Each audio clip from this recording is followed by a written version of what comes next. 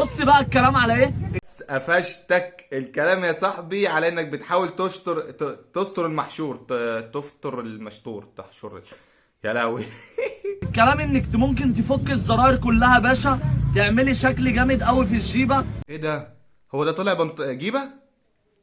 يا دين امي وربنا افتكرته بنطلون. انا لسه افهم لكم منتج بتبيعوا ايه؟ بتبيعوا زراير؟ بنقول لك بص بالصلاه على النبي، والله العظيم احنا بنعمل وجع قلب. هو وجع قلب يا صاحبي؟ انتوا وجعتوا قلبنا. البنطلون ما فيهوش غير زراير.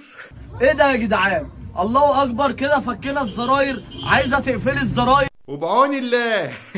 هي دي الحاجه الوحيده اللي تبقى مقفوله، والباقي على الله، سيبها على الله. بالصلاه على النبي هتبقى شيك معاكي وجامده الجمدان. ونقول لك ايه بقى؟ سلام. سلام ايه؟ لا استنى يا صاحبي، لا معلش، ما تعديش المره دي. السعر كام؟ اصدمني. بص مش هنفاصل. 5000 كويس؟